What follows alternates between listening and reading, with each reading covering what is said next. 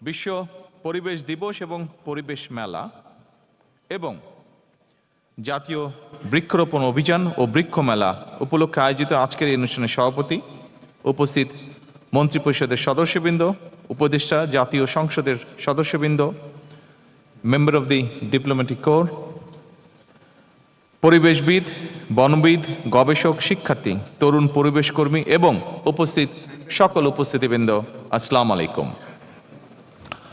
আমার আজকে এই যে আমরা এখানে একত্রিত হয়েছি, আমাদের ওখানে যদি দেখেন লেখা আছে বিশ্ব পরিবেশ দিবস ও পরিবেশ মেলা, সাথে জাতীয় বৃক্ষরোপণ অভিযান ও বৃক্ষ মেলা। অবশ্যই আপনারা দেখেছেন, আপনাদের যে কার্ড ছিল, দাওয়াতনামা ছিল, সেখানেও লেখা ছিল। একটি খবর দিয়ে গতকাল খবরটি আমার চোখে পড়েছে, সেই খবরটা বলে আপনাদের সামনে আমার বক্তব্যটা আমি উপস্থাপন করব। খবরটা আনফরচুনেট কি ফরচুনেট, এটি বিচারের দায়িত্ব আমি আপনাদের কাঁধে ছেড়ে দিচ্ছি, আপনাদের উপরে ছেড়ে দিচ্ছি। খবরটি গতকাল 8ই জুলাই প্রকাশিত হয়েছে। খবরটিতে বলছে, বিশ্বে বসবাসের অযোগ্য শহরের তালিকায় তৃতীয় স্থানে বাংলাদেশের রাজধানী ঢাকা। আজকে আমরা এখানে পরিবেশ নিয়ে কথা বলতে এসেছি। আমার মনে হয় এই বিষয়টি নিয়ে আমাদের সকলের সিরিয়াসলি না, ভেরি ভেরি সিরিয়াসলি বোধহয় চিন্তা করার সময় চলে এসেছে। কাজে এখানে আজকে আমরা যারা বৃক্ষরোপণই হোক বা পরিবেশের বিষয় হোক, আমরা এখানে একত্রিত হয়েছি, আমাদের সকলের উচিত হবে এই ঘর থেকে বেরিয়ে গিয়ে যখন যে পরিস্থিতিতে, যে পরিবেশে আমাদের সুযোগ হয়, প্রত্যেকটি মানুষকে এ ব্যাপারে সচেতন করা। এখানে যারা আপনারা আজকে উপস্থিত হয়েছেন, বিশেষ করে এই কাজগুলোর সাথে আপনারা যারা জড়িত আছেন, পরিবেশ এবং বৃক্ষরোপণ দুটো অঙ্গাঙ্গিভাবে জড়িত বলে আমি মনে করি। আমাদের সকলের বোধহয় দায়িত্ব, আমাদের সমাজে বহু মানুষ আছেন যারা এই সকল বিষয়ে খুবই অজ্ঞ, এটি অস্বীকার করে খামাখায় লাভ নেই। এই অজ্ঞ মানুষগুলোকে এই ব্যাপারে সচেতন করাটা বোধহয় আমাদের দায়িত্ব এবং আমাদের একটা পবিত্র কর্তব্য বলে আমি মনে করি। কেন মনে করি? এই জন্য, আমরা যদি ঢাকা শহরের বিভিন্ন জায়গায় যাই, যে এলাকাতেই যাই না কেন, আমরা যদি ঢাকা থেকে, আপনাদের প্রত্যেকেরই এখানে নিজের গ্রামের বাড়ি অবশ্যই মনে হয় ঢাকা শহরের নয়, ঢাকা শহরের, ঢাকা জেলার বাইরে অন্য বিভিন্ন জেলায় আমরা যখন হাইওয়েগুলো দিয়ে যদি যাই এবং হাইওয়ের দুপাশের অবস্থাগুলো যদি দেখি, তাহলে আমি যেই কথাটি বলতে চাইছি, এই কথাটি বোধহয় পরতে পরতে ফিল করার বোধহয় যথেষ্ট কারণ আছে। এবং গত পরশুদিন আমি সাভারে গিয়েছিলাম সেনাবাহিনীর একটি প্রশিক্ষণ কেন্দ্র দেখতে। যাওয়ার সময় দুপাশে মিল ইন্ডাস্ট্রি আছে, অবশ্যই সেটি একটি ভালো বিষয়, কিন্তু মিল ইন্ডাস্ট্রির কারণে সবকিছু মিলিয়ে দুপাশের রাস্তার যে অবস্থা, এটি আপনাদের প্রত্যেকেরই চোখে পড়েছে। আমার মনে হয় কোনো একটি সভ্য দেশে, একটি সিভিলাইজড দেশে এরকম পরিস্থিতি বোধহয় হওয়ার কারণ নয়। এই অবস্থা তৈরির জন্য কম বেশি আমরা যেরকম সকলেই দায়ী, আমি ব্যক্তিগতভাবে মনে করি আমরা সকলে চেষ্টা করলে এই অবস্থার পরিবর্তনটিও আমরা করতে পারবো। আমার মনে হয় আজকের এই বিশ্ব পরিবেশ দিবস উপলক্ষে বোধহয় এরকম একটি প্রতিজ্ঞা বা শপথ বোধহয় আমাদের প্রত্যেকের নেওয়া উচিত আজকে। আসুন এবার আরো কিছু গুরুত্বপূর্ণ বিষয় আমি আমার অবস্থান থেকে আপনাদের সামনে তুলে ধরতে চাইছি। যদিও বক্তব্যের পর অনেক লম্বা হয়ে গেছে, আমি চেষ্টা করব আমার বক্তব্যটিকে সংক্ষিপ্ত রাখতে। সম্মানিত সকল উপস্থিতিবৃন্দ, পবিত্র কোরআনের একটি আয়াত উল্লেখ করে আমি আমার বক্তব্যটা শুরু করি। আল্লাহ তাআলা বলেছেন, তিনি সেই সত্তা যিনি পৃথিবীতে যা কিছু আছে সব তোমাদের জন্য সৃষ্টি করেছেন। সুতরাং নদী, নালা, গাছপালা, কীট পতঙ্গ, বন্য কিংবা গৃহপালিত পানি, অর্থাৎ আমাদের চারপাশ পরিবেশ প্রতিবেশ, অর্থাৎ আল্লাহর এই সকল সৃষ্টি সবই কিন্তু মানুষের উপকারের জন্য। তবে আল্লাহ সকল সৃষ্টি থেকে যদি উপকার ভোগ করতে হয়, তাহলে মানুষ হিসেবে অবশ্যই কিন্তু আমাদের কিছু দায়িত্ব এবং কর্তব্য রয়েছে, যা খুব সংক্ষেপে আমি আপনাদের সামনে মাত্র তুলে ধরেছি। যথানিয়মে সকল সৃষ্টির যত্ন এবং পরিচর্যা করা আমরা যারা মানুষ তাদের বা মানব সমাজের দায়িত্ব।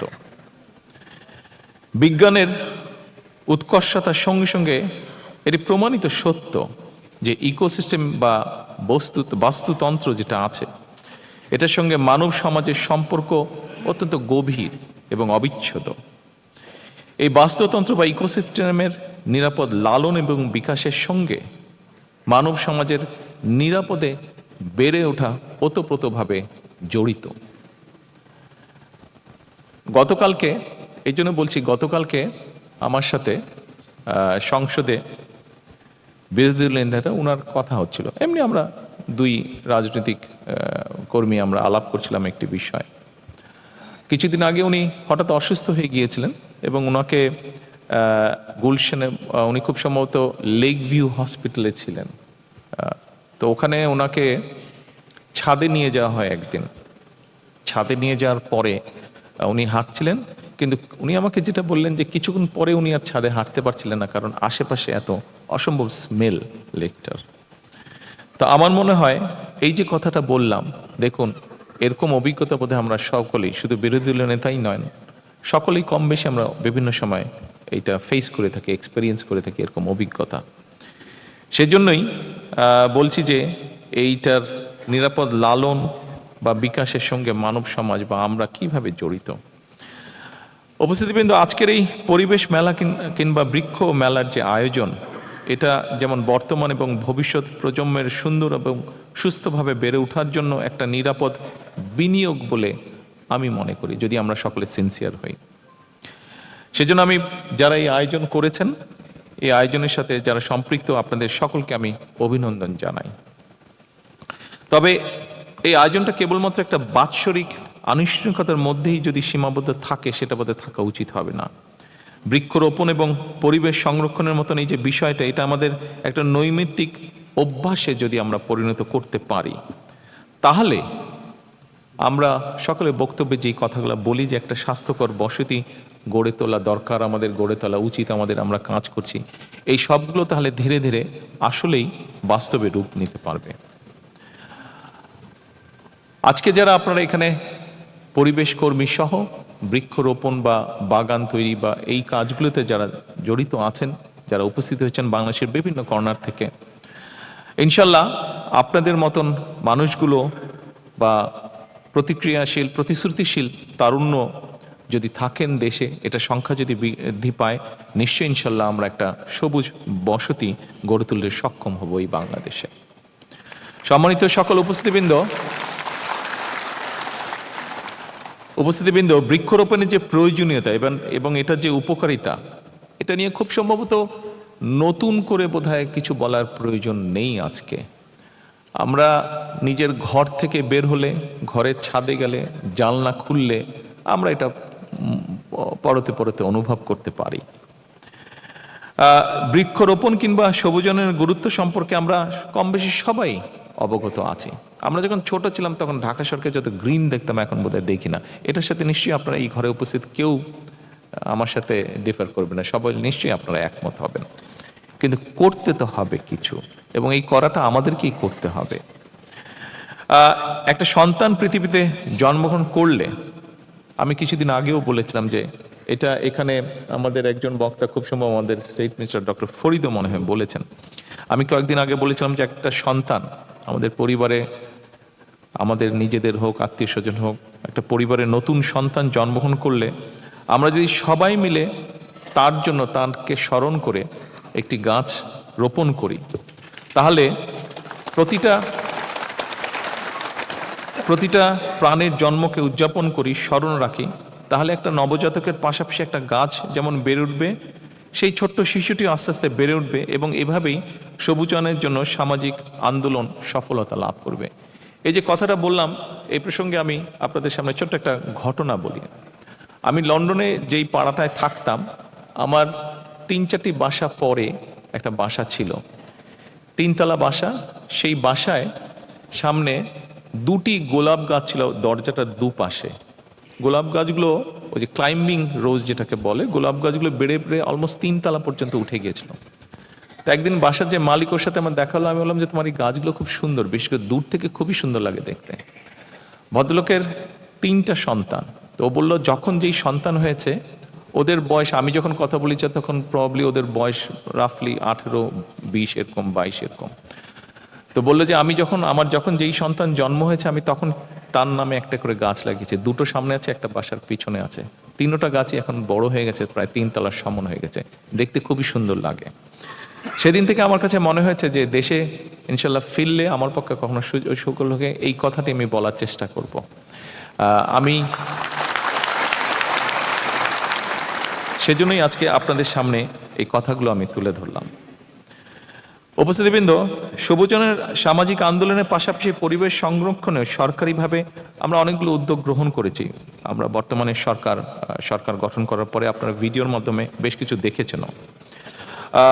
বর্তমান সরকার শিক্ষা প্রতিষ্ঠানে গ্রিন ভলেন্টিয়ারিজম চালু করার একটা পদক্ষেপ আমরা নিয়েছি। কিছুদিন আগে আপনারা দেখেছেন পত্রপত্রিকায় নিউজ এসছে, স্কুলগুলোতে একসাথে, স্কুলের একটা প্রোগ্রাম ছিল, একসাথে 90,000-এর মতন গাছ আমরা বিভিন্ন স্কুলে সেদিন রোপণ করা হয়েছে। একই সঙ্গে ক্লাইমেট ইয়ুথ ফেলোশিপ চালু এবং এনভায়রনমেন্ট স্টার্টআপ ফান্ড সহ বেশ কিছু উদ্যোগ আমরা গ্রহণ করেছি। সরকারের না এই উদ্যোগগুলো যদি আমরা সফলভাবে বাস্তবায়ন করতে পারি তাহলে অবশ্যই বর্তমান এবং ভবিষ্যৎ প্রজন্মের জন্য আমরা একটি নিরাপদ, স্বাস্থ্যকর এবং সবুজ বাংলাদেশ গঠন করতে ইনশাআল্লাহ সক্ষম হব। উপস্থিতবৃন্দ, এর মধ্যে প্রায় সকলেই জানেন এটি আমাদের বর্তমান সরকারের নির্বাচনী ম্যানিফেস্টোতে ছিল যে আমরা 5 বছরে নতুন করে 25 কোটি গাছ রোপণের কর্মসূচি নিয়েছি। ইচ্ছে মতন যদি আমরা গাছ রোপণ করি তাহলেই কিন্তু এই লক্ষ্যটা সফল হবে না। আমি ব্যক্তিগতভাবে যেটা বিশ্বাস করি যে কোন পরিবেশে, কোন মাটিতে, কি ধরনের আবহাওয়ায় কোন প্রজাতির গাছ রোপণ করা প্রয়োজন এটি সম্পর্কেও কম বেশি আমাদের একটি ধারণা থাকতে হবে এবং সেই বিষয়টিকে প্রাধান্য দিয়েই গাছগুলোকে আমাদের রোপণ করতে হবে।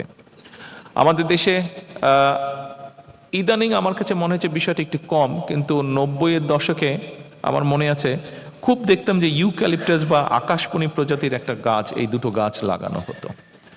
এটা সম্পর্কে অনেক ক্যাম্পেনিং হয়েছে এবং আমরা একসময় জানতে পেরেছি এই গাছটা হয়তো তাড়াতাড়ি বেড়ে উঠে হয়তো কিছুটা টিম্বার ভ্যালু আছে, কিন্তু পরিবেশের জন্য এটা খুবই ক্ষতিকারক এই গাছ দুটো। কাজেই আমাদেরকে এই বিষয়গুলো মাথায় রাখতে হবে যে আমাদের পরিবেশের জন্য যে গাছগুলো ক্ষতিকারক সেই গাছগুলোকে অবশ্যই বোধহয় পরিহার করা উচিত, সেই গাছগুলোকে আমাদের এনকারেজ করা উচিত না রোপণের জন্য। এবং একই সাথে নতুন বৃক্ষরোপণের ক্ষেত্রে দেশীয় প্রজাতির গাছ যেমন ঔষধি, অর্কিড, বাঁশজাতীয়, বনজ, ফলদ, অর্থকরী বা বিপন্ন প্রজাতির গাছ এইগুলোকে রোপণ করা বোধহয় খুবই দরকার। কিছুদিন আগে আপনারা খবরে দেখেছেন আমাদের কক্সবাজারে একটি ট্রেন লাইন গিয়েছে চট্টগ্রাম থেকে দুলহাজারিয়া হয়ে। ওই দুলহাজারিয়াতে প্রায় কয়েক লক্ষ গাছ কেটে ফেলা হয়েছে এই ট্রেন লাইনটা নিতে গিয়ে। আমরা চেষ্টা করছি এগুলোকে রিপ্লেস করতে, যদিও সরকারি হিসাব নিকাশে বলা হয়েছে গাছগুলো সেখানে 7 লক্ষ গাছ রোপণ করা হয়েছে। টু বি অনেস্ট, আমি সংশ্লিষ্ট যারা গাছ লাগিয়েছে তাদের কাছে আমি রিপোর্টটা নিয়েছিলাম কয়েকদিন আগে, সপ্তাহ 2-3 আগে, যে আপনার রিপোর্টটা দেন তো দেখি কোথায় কোথায় 7 লক্ষ গাছ আপনারা রোপণ করেছেন। পরে আমি আমার মতন করে ভেরিফাই করেছি, চেক করেছি এবং দেখেছি যে অ্যাকচুয়ালি 7 লক্ষ গাছ নেই, হার্ডলি ওখানে 2 লক্ষর মতন গাছ হবে, তো যেটি খুব দুঃখজনক, ভেরি আনফর্চুনেট। তো আমার মনে হয় এই বিষয়গুলোর প্রতি বোধহয় আমাদের নজর দেওয়া প্রয়োজন, একটু সিরিয়াস হওয়া প্রয়োজন। তবে বৃক্ষরোপণ বা কিংবা বনায়ন এটাই বোধহয় শেষ কথা হওয়া উচিত হবে না। এই বনায়ন পশু পাখি, বিভিন্ন প্রাণী, কীট পতঙ্গের জন্য নিরাপদ বাসস্থান কিংবা প্রয়োজনীয় আহারের যোগান দিতে পারে কিনা এটিও কিন্তু আমাদের চিন্তার মধ্যে থাকা প্রয়োজন।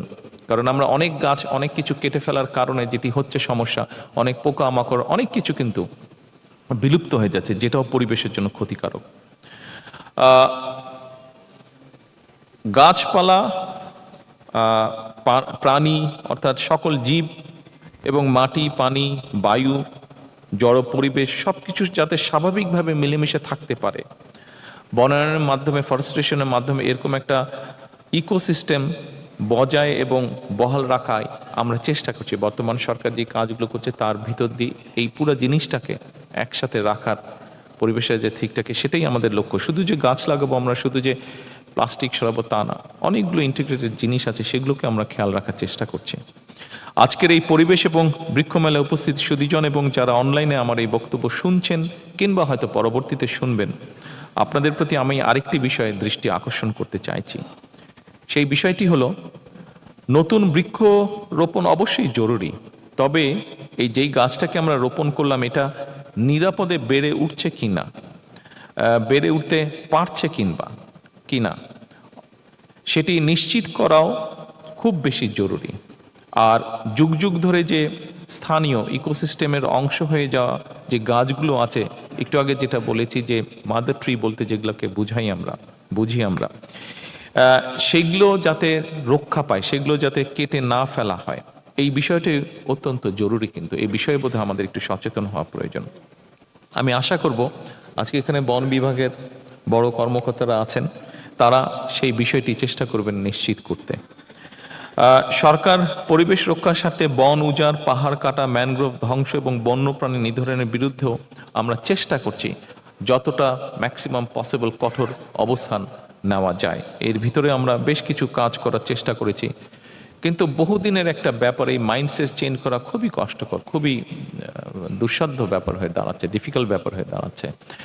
এই জিনিসটা আসলে মানুষকে বোঝাতে হবে। সেজন্য প্রথমেই আমি বলেছিলাম যে পুরো বিষয়টা যদি আমাদেরকে অ্যাড্রেস করতে, আমাদের প্রত্যেকটা মানুষকে একটু একটু করে হলেও অবদান রাখতে হবে, যার পক্ষে যতটুকু সম্ভব, যেই পরিবেশে সম্ভব। এই পশু পাখিগুলোকে আমাদের রক্ষা করতে হবে, কীট পতঙ্গগুলোকে রক্ষা করা প্রয়োজন। আমরা কোনো একটি পোকা দেখলে আমরা ঠাস করে পোকাটাকে মেরে দেই, মাকড়সা দেখলে মাকড়সা হয়তো ওইখানে আছে, এখান থেকে উঠে গিয়ে আমরা ওটাকে মেরে দিই। আপনার দরকার কি? মাকড়সাটা তো আপনাকে কামড়াচ্ছে না, কিছু করছে না, দরকার কি ওটাকে মারার? তো এই জিনিসগুলো আমাদের মনে হয় বাচ্চাদেরকেও শেখানো উচিত, সবাইকে শেখানো উচিত আমাদের। একটা পাখি দেখলে, কিছু দেখলে আমরা দৌড় দিয়ে ঢিলা দিই, আরে ভাই পাখিটা আপনাকে কি বিরক্ত করছে, ওর মতন করে কিচির মিচির করে ডাক দিচ্ছে, দরকার কি ওকে ঢিলানোর? উপস্থিত পরিবেশবিদ, বনবিদ এবং সুধীবৃন্দ, মানব সমাজ নিজেদের স্বার্থেই মাটি, নদী, বন, জীব বৈচিত্র্য এবং প্রাকৃতিক সম্পদকে আমাদের গুরুত্ব দিতে হবে। আমরা যদি আমাদের নদীগুলোকে বাঁচাতে না পারি, একটা বিভৎস অবস্থা, একটা ভয়াবহ অবস্থা। আপনারা যে কোনো নদীর, আমরা নদীমাতৃক বাংলাদেশ বলতাম, বিভিন্ন নদীকে আমরা দেখতাম, আপনারা নদীগুলোর পাশে যান, খাল বিলের পাশে যান, মনে হচ্ছে যে এই নদীগুলো খাল বিলের মধ্যে দিয়ে এগুলা পানি যাবার জন্য নয়, এগুলা মানুষের পরিত্যক্ত যে বর্জ্য বা মানুষের ব্যবহার্য যে বর্জ্য, সেগুলোকে নিয়ে যাওয়ার জন্য মনে হচ্ছে এই রাস্তাগুলো বা নদী খাল বিলকে তৈরি করা হয়েছে। আমরা যদি আমাদের নদীগুলোকে বাঁচাতে না পারি, তাহলে অবশ্যই কিন্তু কৃষি, খাদ্য নিরাপত্তা এবং পানির নিরাপত্তার কোনোটাই নিশ্চিত করা সম্ভব হবে না, কোনোটাই নিশ্চিত করা সম্ভব হবে না। এ কারণেই ইকোসিস্টেম রক্ষা করাটা অত্যন্ত জরুরি। উন্নয়ন ও পরিবেশকে একে অপরের প্রতিদ্বন্দ্বী হিসেবে না দেখে, বরং প্রকৃতির সঙ্গে সম্প্রীতি বজায় রেখে উন্নয়ন এবং সমৃদ্ধি গড়ে উঠুক, এটি বর্তমান সরকারের প্রত্যাশা, বর্তমান সরকারের পরিকল্পনা, ইচ্ছা, যেভাবেই আমরা বলি কেন।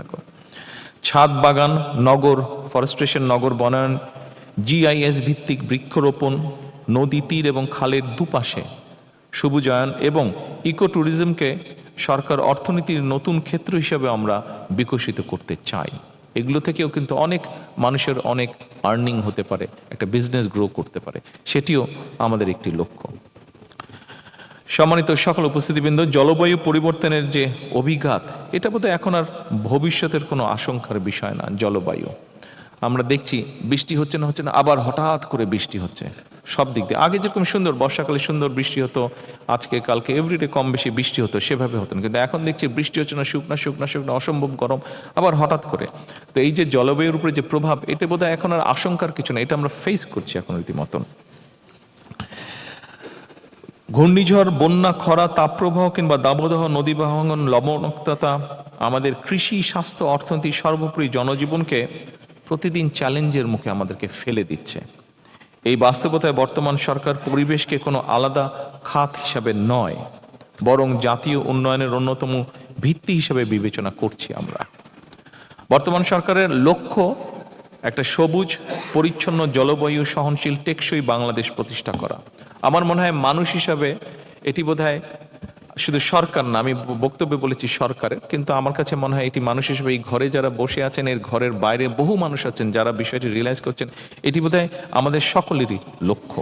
কারণ যারা এই বিষয়ে কাজ করছেন আমরা বুঝতে পারছি যে আমরা যদি এখনই বিষয়টিকে অ্যাড্রেস না করি সঠিকভাবে, তাহলে কি ভয়াবহ একটা পরিস্থিতিকে আমরা এগিয়ে যাচ্ছি। সম্মানিত উপস্থিতিবৃন্দ, বর্তমান বৃক্ষরোপণের পাশাপাশি বর্তমান সরকার সারা দেশে 20,000 কিলোমিটার নদী ও খাল খনন এবং পুনর্খননের যে কর্মসূচি বাস্তবায়ন শুরু করেছে, সেটি শুধুমাত্র কৃষকদের জন্য বছর জুড়ে কৃষি সেচ সুবিধা নিশ্চিত করবে না, বরং আমরা যেটা আশা করছি জলবায়ু পরিবর্তনের অভিঘাত মোকাবেলার ক্ষেত্রেও কার্যকর ভূমিকা রাখবে। তবে পরিবেশের উন্নয়ন শুধুমাত্র বৃক্ষরোপণ কিংবা খাল খননের উপরেই নির্ভর করে না, এটি কিছুটা সাপ্লিমেন্ট করে, কিন্তু পুরোপুরি নির্ভর করছে না এটার উপরে। রাজধানী সহ বিশেষ করে সারা দেশের সকল নগর, বন্দর এবং শহরতলির বর্জ্য ব্যবস্থাপনাতেই কিন্তু আমূল পরিবর্তন আনার কোনোই বিকল্প নেই। এ ব্যাপারে আপনাদের সকলের যারা আছেন, বিশেষ করে পরিবেশ নিয়ে যারা কাজ করছেন, আপনাদের অসম্ভব সহযোগিতা আমার প্রয়োজন, সরকারের প্রয়োজন। আপনাদের সহযোগিতা ছাড়া এখানে অনেকেই আছেন, আমি দেখেছি বিভিন্ন ভিডিওতে, আমি দেখেছি তারা নিজ উদ্যোগে তাদের সংগঠন থেকে তারা বিভিন্ন রকম খাল, নদী, নালা, খাল, বিল এগুলো আপনারা পরিষ্কার করছেন। আপনারা যারা করছেন, আপনাদেরকে আমার পরিবেশের জন্য যারা এই কাজগুলো করছেন, আপনাদেরকে ব্যক্তিগতভাবে আন্তরিকভাবে আমি অভিনন্দন এবং শুভেচ্ছা জানাচ্ছি। তবে আপনাদের যেই সাপোর্ট, আপনাদের যেই সহযোগিতা, আপনাদের যেই সাপোর্ট, এটি যে কোনো সময় থেকে বর্তমান সরকারের জন্য অত্যন্ত অত্যন্ত অত্যন্ত প্রয়োজনীয়, অত্যন্ত দরকার। উপস্থিতিবৃন্দ, প্লাস্টিক বর্জ্য উল্লেখযোগ্যভাবে কমিয়ে আনার লক্ষ্যে সরকার ইতিমধ্যে কাজ শুরু করেছে বা করার চেষ্টা করছে সরকার। একই সঙ্গে জৈব সার উৎপাদন, পুনর্ব্যবহার, বর্জ্য থেকে জ্বালানি উৎপাদন এবং রিডিউস, রিইউজ, রিসাইকেল, এই 3R নীতিকে সরকার জাতীয় পর্যায়ে বাস্তবায়নের নীতি বা উদ্যোগ গ্রহণ করেছে বা ব্যবস্থা নিয়েছে। বর্জ্য ব্যবস্থাপনা একটি সুশৃঙ্খল পদ্ধতিতে আনতে হলে এটি শুধুমাত্র নগর প্রশাসন কিংবা পুলিশ দিয়ে নিশ্চিত করা সম্ভব নয়। যেই কথাটি আমি প্রথম থেকে বলার চেষ্টা করছি, সবকিছু আমরা পুলিশ, জোর, আইন দিয়ে সবকিছু করা সম্ভব নয়, আমাদেরকে এটা অ্যাওয়ারনেসের মাধ্যমে করতে হবে। এজন্য প্রয়োজন ছোট বড় প্রতিটি নাগরিকের দায়িত্বশীল আচরণ, প্রতিটি নাগরিকের প্রতি উদাত্ত আহ্বান, অনুগ্রহ করে যেখানে সেখানে বর্জ্য কিংবা উচ্ছিষ্ট ফেলবেন না, দয়া করে। আসুন আমরা চেষ্টা করি আমাদের বন্ধু বান্ধব, আত্মীয় স্বজন, পরিচিতি পরিজন সবাইকে এই বিষয়টি সুযোগ পেলেই বলা। কয়েকদিন আগে, এটি অবশ্য খুবই নিত্য নৈমিত্তিক একটি দৃশ্য, তবে আমি কয়েকদিন আগে খুব সময় বাসা থেকে অফিসে ফিরছিলাম, কোনো একটা সিগন্যালে একটু দাঁড়িয়েছি, একটা ছেলে, ও খেয়াল করেনি, এত গাড়ির মধ্যে খেয়াল করার কোনো কারণও নেই, কিছু একটা খাচ্ছিল, খেয়ে ওর হাতে একটা প্যাকেট ছিল, যে প্যাকেট থেকে বের করে খাচ্ছিল, তার প্যাকেটটা ঠাস করে ওখানে ফেলে দিল। তা আমার মনে হচ্ছিল ওকে গিয়ে বলি, ভাই তুই একটু প্যাকেটটা উঠে একটু কোনো এক জায়গায় ভালো হয় পকেটে নে বা কোনো এক জায়গায় ফেল, বাট নামতে আমি পারছিলাম না, বাট আমার ইচ্ছা করছিল নেমে গিয়ে ওকে আমি কথাটা বলি। আমি অনুরোধ করব সকলে, বিশেষ করে যারা পরিবেশ নিয়ে কাজ করেন, দয়া করে এরকম বিষয়ে মানুষকে উদ্বুদ্ধ করার চেষ্টা করবেন আপনারা, দয়া করে।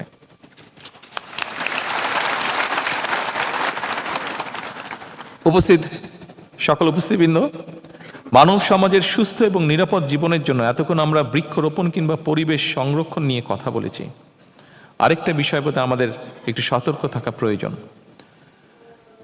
জনসংখ্যা বৃদ্ধি, জলবায়ু পরিবর্তন, অপরিকল্পিত নগরায়ন এবং নদী ও জলভূমি ভরাট এবং বন উজাড় সহ নানা কারণে জীববৈচিত্র্য হুমকির মুখে পড়ছে। এসব কারণে বন্য প্রাণী, জলজ উদ্ভিদ এবং প্রাণীর আবাসস্থল অস্তিত্ব সংকটে বাধ্য। একটু আগে আমি ওই যে একটা অ্যাওয়ার্ড দিলাম আদনানকে আমি চিনি, আর অনেকেই আছেন আদনানের মতন, আদনানকে আমি চিনি। এই বিষয়টি নিয়ে এই যে ও এখন আমি বললাম যে কি খবর, ও আবার আদনান কোথায় গেল, আদনান ওই যে আদনান ও আবার সাপ ধরতে পারে। তা আমি আবার জিজ্ঞেস করলাম পকেটে সাপ টাপ নেই তো তোমার? তো এখন আমি জিজ্ঞেস করলাম যে ও নিজে থেকেই বললো যে এই প্রোগ্রাম শেষ করে ও বোধহয় কেরানীগঞ্জ যাবে, কোনো একটা বাড়িতে সাপ ঢুকেছে। এই জন্য আমি কথাটি বলছি যে মাত্র যেটা বললাম যে পশু পাখি সবকিছু একটা বিপন্ন অবস্থার মধ্যে চলে গিয়েছে, এই যে বন টন সব উজাড় হয়ে যাওয়াতে সব জায়গায় যে মানুষ দখল করছে, বাসা বাড়ির ভিতরে কেন সাপগুলো ঢুকছে। আমি প্রায় বছরখানেক আগে ওর সাথে কথা বলছিলাম, তখন আমি দেশে আসিনি, তখন লন্ডনে ছিলাম। তো ও বললো যে ভাইয়া এই জন্য ঢুকছে। আমরা যে ঘর বাড়িতে 9 তলা, মিরপুরের কোন এক 9 তলা বাড়ি থেকে সে সাপ বের করেছে, তার মানে যে 9 তলায় সাপ গেল কেমন করে। বলে যে কি করে গেল বলতে পারি না, তবে যেটা হচ্ছে যে সব জায়গায় আস্তে আস্তে মানুষ ঢুকে যাচ্ছে, যে জায়গায় সাপ বা পোকা মাকড় এগুলা ছিল মানুষ এখন ওদের জায়গাগুলো দখল করছে। তো ওরা যাবে কোথায়? ওদেরও তো বাঁচতে হবে, যতক্ষণ বেঁচে থাকবে ওদেরকে তো ঢুকতে হবে। সেই জন্য এখন ওরা মানুষের বাড়ি ঘরের মধ্যে ঢুকে যাচ্ছে। আমার মনে হয় এই বিষয়গুলো আমাদেরকে রিয়েলাইজ করতে হবে, এই বিষয়গুলো আমাদের চিন্তা করতে হবে, এবং এই বিষয়গুলো যার যার অবস্থান থেকে বোধহয় আমাদের একটা দায়িত্ব পালনের সময় চলে এসেছে। সম্মানিত সকল উপস্থিতি, কিন্তু অনেক লম্বা বক্তব্য হয়ে গেছে, আপনারা আগেও বক্তব্য শুনেছেন অনেকের, মনে হয় ভালো লাগবে না আর বক্তব্য লম্বা করলে। পরিশেষে আমি যে কথাটি বলতে চাইছি, এই বছর যারা জাতীয় বৃক্ষরোপণ পুরস্কার, বন্যপ্রাণী সংরক্ষণে জাতীয় পুরস্কার এবং সামাজিক বনায়নের লাভ্যাংশ অর্জন করেছেন, আমি আপনাদের সবাইকে আন্তরিক অভিনন্দন জানাই। বিশ্ব পরিবেশ দিবস এবং পরিবেশ মেলা এবং জাতীয় বৃক্ষরোপণ অভিযান ও বৃক্ষ মেলা উপলক্ষে আমি আপনাদের সকল আয়োজনের সার্বিক সাফল্য কামনা করছি। দেশ হোক,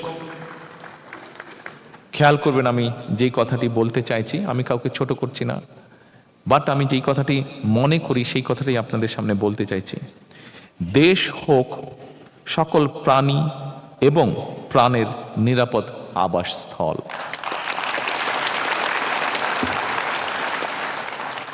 সম্মানিত সকল উপস্থিতিবৃন্দ, এই প্রত্যাশা রেখে আমি আমার আজকের বক্তব্য শেষ করছি। আল্লাহ হাফেজ।